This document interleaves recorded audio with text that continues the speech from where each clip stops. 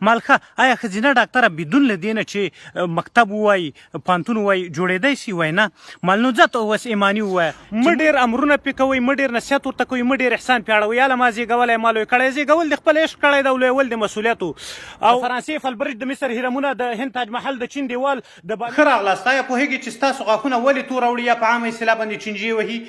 عارفانه جهالت هغه ډول جهالت ته وایي کله چې یو څوک په دې ښه پوه وي چې زما د مقابل لوري نظر برحقه دی کړه وړه سم دي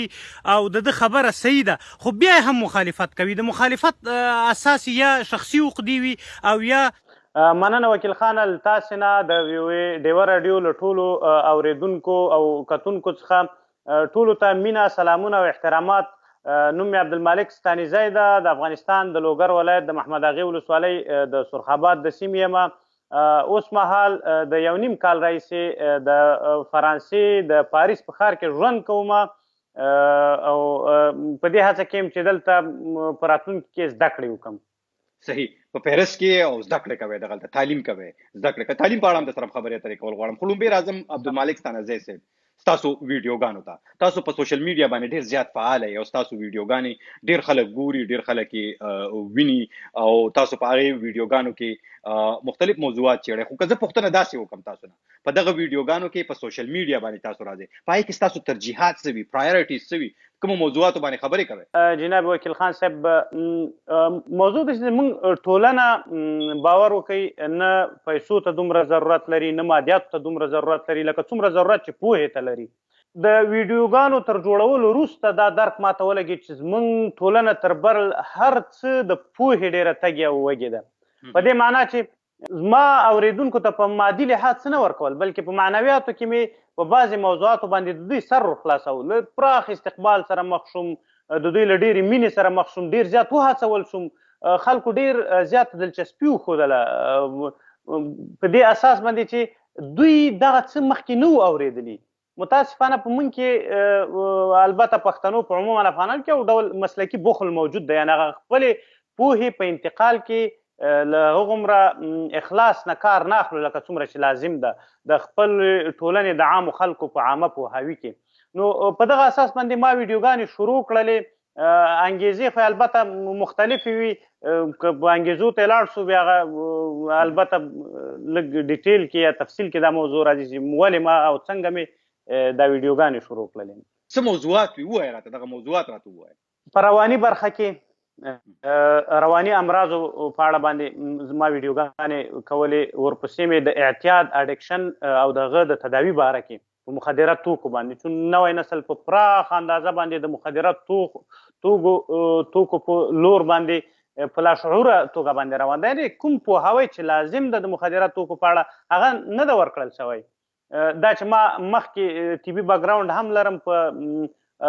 رواني برخه کې مې کار کړی د رواني ناروغانو او د معتادینو سره نو شروع مې له طبي ویډیوګانو وکړله هغه په رواني برخه کې او د اعتیاد د تداوي برخه کې بیا کرا همداسې ټولنیزو مسایلو ته حقوقي مسایلو ته راغلم سیاسي مسایلو ته نو هغه به مې د خلکو ذوق او ترڅنګ هغه نیمګړتیا ته په ټولنه کې کتل چې زموږ ټولنه څه شي ته ډېر ضرورت لري د همغه مطابق مې ویډیوګانې برابرولې هماغه چې خلکو له پراخ استقبال سره مخ شوم خو که راشم دې ته تاسو وایئ چې پوهه شعور په افغانستان کې خصوصا که موږ ذکر وکړو بیا دغلته کې تاسو وایئ چې د پوهې د زنانو د حقونو د ښځو د حقونو د بیبي شیرینو د حقونو د هغوی لپاره که موږ وکتلی شو اوس هم په پښتنه ټولنه کې په دغه سیمه کې په دغه ریجن کې اوس هم ښځې ته هغه حیثیت یا هغه مقام نه ورکړل کېږي په دې اړه هم پروګرامونه کړي دي او که نه بالکل ما د ښځو د حقوقو په اړه باندې البته حدیث شریف ده چې طلب العلم فریضة على كل مسلم ومسلمة د علم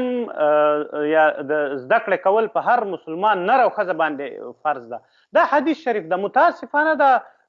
زنانو نه زمونږ د زده کړې حق مطلق اخیستل شوی ده په افغانستان کې هغه دیني صبغه هم حتی نه ورکول کېږي اطرافي سیمو کې زنانه خو څه چې حتی هغه هلکانو ته د زده کړې حق نه ده ورکړل شوی نو د ښځو د زده کړې په اړه چون ټولنې ته په 2020 کال کې او په دغه صدۍ کې یو اشد ضرورت ده د زنانو زده کړه دا خپله د هغو د حقوقو له جملې نه ده نو په دغه اړه ما ویډیوګانې کړي، پوهاوی مې ورکړی، خپله له داسې حادثاتو سره مخ شوی یم چې هغه په اصطلاح په منطقي توګه مې د اطرافونو خلک قانع کړي دي چې یاره ښځینه باید زده کړه وکړي، باید پوهه حاصله کړي. هماغه موضوعات مې خلکو سره شریک کړي دي، چون په هغې کې به یو ډول منطق موجود و، نو خلک به د همغه په اساس باندې بیا قانع کېدل او دا به یې منله چې باید زنانه هم زده کړې وکړي. عبدالمالک ستانکزی صاحب که پوښتنه دا وکړم تاسو ته ریاکشن غبرګون څنګه را روان دی د خلک څه وایي ستاسو دغه پروګرامونو په اړه باندې ستاسو دغه ویډیوګانو په اړه باندې؟ وکیل خانه باور وکړئ،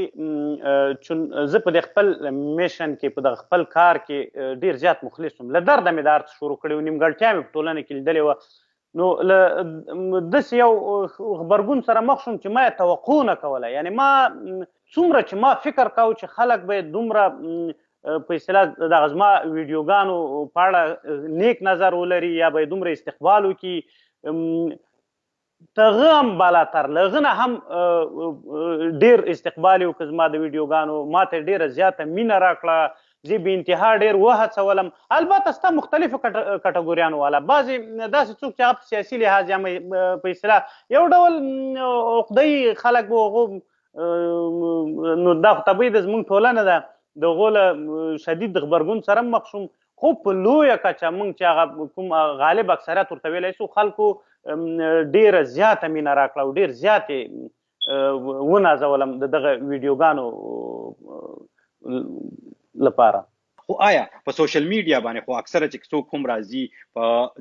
د ستاینې سره نیوکې هم کیږي پې تاسو په خپلو خبرو کې هم ویلي چې ځینې خلکو در باندې نیوکې هم کړي دي، که نیوکې در باندې کیږي نو څه نیوکه در باندې کیږي عبدالمالک ستانکزی صاحب؟ نیوکې دا را باندې کیږي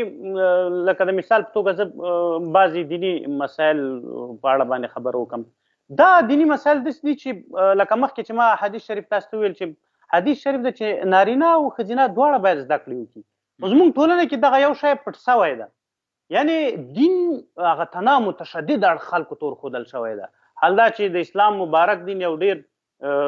سپېڅلی او مقدس دین ده، هغه کې ډېر اساسي او ډېرې ښکلې خبرې دي. هغه ښکلې خبرې به چې کله کولې خلکو ته به داسې یو عجیبه ښکارېده، بیا به یې راته ویل چې ته خو ملا نه یې، ولې په دین کې غږېږې؟ حال دا چې دا د هر مسلمان مسؤلیت ده چې هغه په دیني مسایلو باندې ځان پوه کړي او هغه نه هغه ښکلي موضوعات راواخلي، هغه چې په اصطلاح د ټولنې د رغېدو لپاره اساسي رول لوبولی شي، هغه په اړه خبره وکړي تر څو تر ناخبرو خلکو پورې ورسیږي. نو خلکو به له غبرګون سره البته له نیوکو سره مخ کېدم چې ته دیني عالم نه یې، ولې په دیني مسایلو کې غږېږې؟ حال دا چې ما کافي دیني زده کړې کړي دي الحمدلله.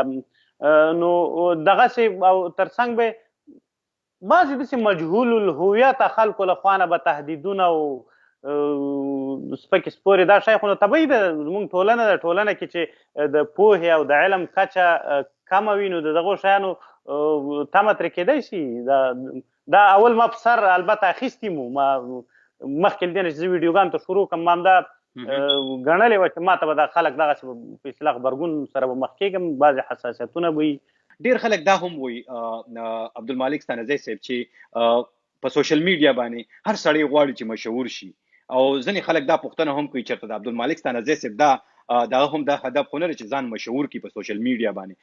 جناب وکیل خان صاحب باور وکړئ دغه شهرت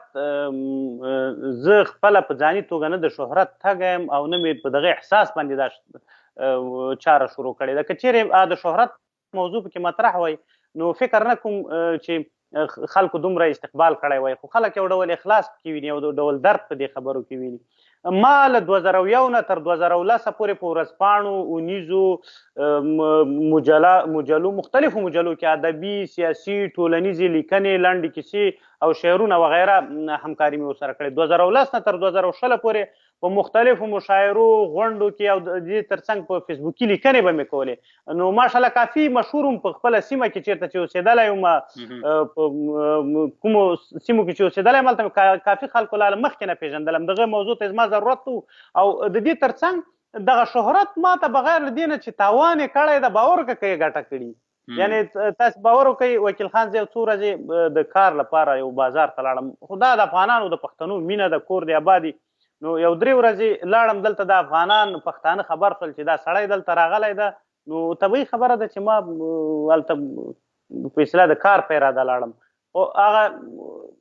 مینوال به راتلل تصویران به یې راسره اخیستل حتی هغه کار ما ونه شو کړی ترې مینوال له امله بیرته مې پرېښود ځکه هلته هغه په اصطلاح شیف مشر یا پتخون دلته په فرانسوي کې ورته وایي دغه به پوښتنې لاندې راتلم چې دا څه موضوع ده ما خو داسې نه ورته ویل چې په سوشل میډیا کې فعالیت کوم نو هغه به حیرانېده چې دا ته خو وخت په تصاویرو په دې کې نو زه مجبوره شوم چې هغه دنده پرېږدم حتی دا راته ووایه دغه ویډیوګانو کې تاسو ډېر واضح هم پاتې شوئ په خپلو خبرو کې وړاندې ځان کامیابه ګڼئ بله لله الحمد وکیل خانه زه په خپل هدف کې تر کافي حده پورې کامیاب یم هغه مواردو کې چې ما خبره کړې ده اغیز یې دومره عمیق او دومره ژور ده یعنې که زه تاته وایم تاسو به ونه منئ ما سره ځینې تصاویر شته د پښتنو د سیمو کوچان د کوچانو زړې په اصطلاح زمونږ د میندو په ځای دي هغه د ډېر عمر والا زنانه حتی ما ته زنګ راووایي او ما نه یو ډول مننه کوي هڅوي مې دې ته د کېږدیو والا نو تاسو فکر وکړئ چې هغه خلک چې په هغه په کلو کې اوسېږي په ښاریاتو کې په لارو برو پښتنو کې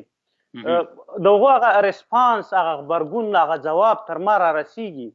نو ماشاءالله ډېر دغسې مسایل چې مخکې تر دې به په هغه باندې په خلکو کې یو ډول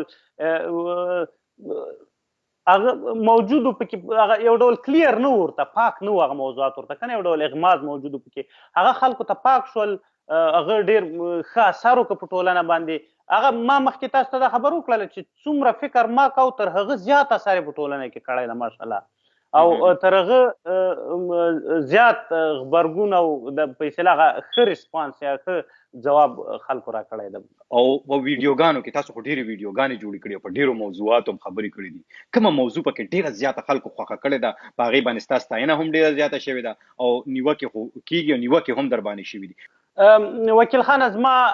ځینې سیاسي ویډیوګانې سیاسي البته چې دیني جنبه به یې هم لرودله که نه متاسفانه د پښتنو په سیمه کې خو د نیمې پیړۍ راهیسې جګړه روانه ده نو دغه ته مختلف دلایل تراشل شوي دي د مختلفو اهدافو لپاره او هغه بیا په مختلفو طریقو باندې د پښتنو مزغو ته ورپېچکاري شوي دي تر څو خلک د تشدد خواته ورهڅوي که نه جګړې لپاره بهانې جوړې شي د دغه هغه تخنیکي اړخونه او هغه دیني اړخ مې چې کله خلکو ته کلیر کړی ده دا له ډېر پراخ غبرګون سره مخ شوی ده او د خلکو له ډېر تاوده هرکلي سره مخ شوی ده دغسې ویډیوګانې البته هغه دلایل د هغو دلایلو د بوتلان ویډیوګانې چې هغه په پښتنو کې د قتل او د جګړو باعث دي هغه چې مذهبي دلایل ورته تراشل شوي دي د هغو دلایلو د بوتلان ویډیوګانې خلکو باندې ډېر غټ اغېز کړی ده او خلکو ډېر ښه جواب دغه مقابل کې را کړی ده او ډېرو خلکو کتلې هم دي اوس راځم دې ته ستاسو لیک ته تاسو وایئ چې تاسو په شاعري هم کوله او هغه د نه پاتې ده شاعري ته نه ولې پاتې شوه یو مهال و چې ما به په ادبي غونډو کې مشاعرو کې فعال وم ګډون به مې پکې کوو شعر به مې لیکه شعر به مې اخباراتو ورځپاڼو مجلو ته ورکو یو داسې مرحله بیا راغله چې هغه د بچو پلار سوم د کورنۍ مشکل راله غاړې شو دغه هغه پرایورټي اوليت راته د روزګار پیدا کول شول نو متاسفانه زموږ خو افغاني ټولنه او د پښتنو د اقتصادي مسایل ډېر زیات دي له همدغې امله ما هم شاعري پاتې شوله او د ډېر مهال راهیسې شاعري البته نه ده کړې نو په دې لټه کې چې خپل ژوند ته تغییر ورکړو که نه چې لیکل به م کول کم وخت کې په کومو موضوعاتو به م لیکل کول لیکل مې په مختلفو موضوعاتو لکه دا ویډیوګانې چې په مختلفو موضوعاتو باندې کوم لیکل مې داسې مختلفو موضوعاتو کړي ډېر لیکل شوي